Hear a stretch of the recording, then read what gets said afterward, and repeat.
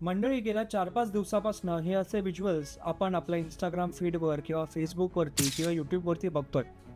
मुंबईत राहून ज्याने बँड्रा स्टेशनच्या पूर्वेला गरीब नगर पाहिलं नाही, त्याने आयुष्यात एक मोठा ॲडव्हेंचर पार्क मिस केलाय असं समजा. गेले 3-4 दिवस तिथे बुलडोझरने असा काही गरबा घातलाय की कित्येक वर्ष ठाण मांडून बसलेल्या पाहुण्यांची दाणात दाण उडाली. आज आपण याच हिरव्या टाइम बॉम्बबद्दल बोलणार आहोत. ही वस्ती म्हणजे काय साधीसुधी वस्ती नव्हती. एक प्रकारचं मल्टी स्टोरीड स्लम होतं. म्हणजे जमिनीवर जागा नाही म्हणून ही मंडळी आभाळाकडे सरकली.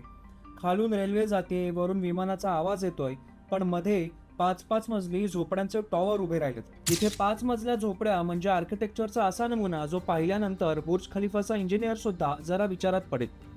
इथल्या झोपड्यांच्या भिंती एकमेकांना इतक्या चिकटलेल्या होत्या की एका घरात फोडणी दिली तर दुसऱ्या घरात भाजी तयार असायची.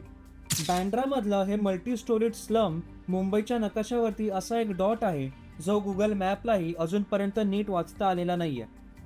मातोश्रीपासून अवघ्या 500 मीटरवरती वसवलं गेलेलं हे साम्राज्य, जिथे भारताचा कायदा संपायचा आणि एक वेगळीच इकोसिस्टम सुरू व्हायची. इथे जमिनीवरती जागा उरली नाही तेव्हा इथल्या सो कॉल्ड इंजिनियर्सने ठरवलं, अब हम सीधा अल्लाह से बात करेंगे. 2x2च्या जागेवरती 5-5 मजली इमारती उभ्या राहिल्या. आणि त्या उभ्या कशावरती केल्या गेल्या तर जुन्या लाकडी फळ्या, गंजलेले पत्रे आणि वरच्यांची कृपा.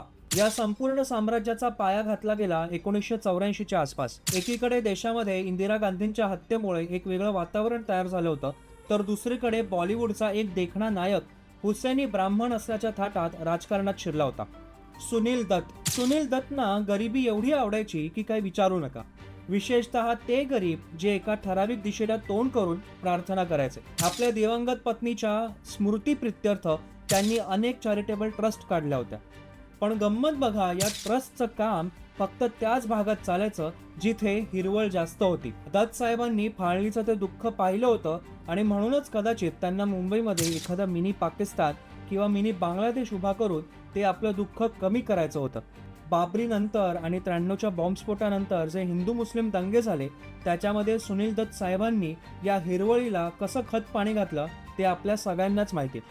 बांगलादेशातून आलेले स्किल्ड वर्कर्स अर्थात घुसखोरच इतक्या आरामात या गरीब नगरमध्ये राहायचे की त्यांना ढाका आणि बँड्रा यांच्यातला फरकच कळायचा नाही. पण या गरीब नगरच्या शेजारीच एक वाघ राहायचा, बाळासाहेब ठाकरे. दाऊद इब्राहिमने एकदा कबूल केलं होतं की बाळासाहेबांना मारणं कठीण नव्हतं, पण ज्या दिवशी साहेबांना काही झालं असतं त्या दिवशी मुंबईतल्या लाखाच्या वर टोप्या या रक्ताने माखल्या असत्या. आता त्याच मातोश्रीचे काय हाल झालेत ते आपण सगळेच बघतोय. कधी काळी रक्ताने टोपी लाल झालेली असेल म्हणून हे लोक घाबरायचे, तीच टोपी आज हिरवी होऊन मातोश्रीच्या दारात उभी आहे. असो, ही दहशत होती बाळासाहेब ठाकरेंची. पण राजकारण हे गॅटमॅटवर चालतं. मातोश्रीच्या अगदी नाकाखाली हे मिनी पाकिस्तान वाढत होतं आणि पालिकेत बसलेली गोल्डन गँग डोळे मिटून फक्त शांतपणे बघत होती. कारण वोट बँक नावाचा आजार हा कॅन्सर सारखा पसरला होता. पण 2024 आणि 2026 दोन वेळा हवा बदलली. दिल्लीत मोदी शहा, राज्यात देवेंद्र आणि आता मुंबई पालिकेत प्रशासक सुद्धा भारतीय जनता पक्षाचा. यालाच म्हणतात ट्रिपल इंजिन सरकार. केंद्राची जमीन, राज्याचा प्रशासक आणि पालिकेची ताकद एकत्र येते तेव्हा काय होतं? तेव्हा त्याचं गरीब नगर होतं. गेले 3-4 दिवस बँड्रा स्टेशनवरती प्रवासी हा सगळा खेळ बघतायत. 40 वर्षांपासून ज्या जमिनीला कोणी हात लावायची हिंमत केली नव्हती तिथे बुलडोझरने आता वेगळाच राडा घातलाय. जेव्हा पहिल्या झोपडीवरती बुलडोझर चढवला तेव्हा आतून काय निघालं? ड्रग पेडलर्स, सोन्याचे स्मगलर्स आणि झाकीर नाईकची पिल्लावळ. आणि या सगळ्यांच्या हातामध्ये काय होते? तर पोलिसांवरती हल्ला करण्यासाठी दगड. पोलिसांवरती हल्ला करणारे ते दृश्य आपण सगळ्यांनीच पाहिलंय. सुप्रीम कोर्टाच्या आदेशानंतर सुद्धा जर या लोकांना वाटत असेल की ही कारवाई चुकीची आहे तर आपण काय करणार ना? म्हणजे रेल्वेच्या जमिनीवरती अनधिकृतरित्या तुम्ही 40 वर्ष राज्य केलं आणि आता ज्यावेळेला रेल्वे स्वतःची जमीन कायद्याने परत मागते तेव्हा तुम्हाला ती सगळी प्रक्रिया चुकीची वाटते. पण या हिरवळ गँगचं ना हे असंच आहे. जिथे कुठे जातात तिथे आधी इल्लीगल रित्या राहतात आणि नंतर लीगली त्या इल्लीगल झोपड्या, इल्लीगल जागा कशा बळकवायच्या याचा प्रयत्न करतात. आणि जरी त्या ज्युडिशियरी सिस्टमने यांना हवा तसा निर्णय दिला नाही की मग हातात दगड घेऊन हे तयारच असतात. पण मंडळी, कसं आहे माहितीये का, नुसत्या भिंती पाडल्या म्हणजे देश सुरक्षित झाला असं होत नाही. ही बांडगुळं जिथून आली होती तिथे त्यांचं पार्सल जोपर्यंत पोहोचत नाही तोपर्यंत हे सगळे प्रयत्न फ्लॉपच आहेत.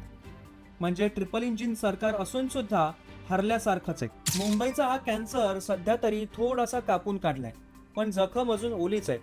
सुनील दत्त यांच्या सहानुभूतीतून जन्म घेतलेलं आणि राजकीय पक्षांच्या लाडीगोडीत वाढलेलं गरीब नगर उद्या पुन्हा कुठेतरी अमीर नगर म्हणून उभं राहीलच. त्यामुळे या सगळ्याच्या मुळाशीच घाव घातला पाहिजे. जर तुम्हाला वाटत असेल की ही फक्त एक तोडक कारवाई आहे तर तुम्ही चुकताय. हा मुंबईच्या अस्तित्वाचा लढा आहे आणि या लढ्यात सध्या तरी bulldozer man of the match ठरलाय. मंडळी, या कारवाईबद्दल तुम्हाला काय वाटतं ते मला कमेंट्समध्ये नक्की सांगा. हा जर व्हिडिओ तुम्हाला आवडला असेल तर व्हिडिओला लाईक करा, शेअर करा आणि चॅनलला सबस्क्राईब देखील करा. बेल आयकन दाबा जेणेकरून तुम्हाला नवीन व्हिडिओजचे अपडेट्स येत राहतील.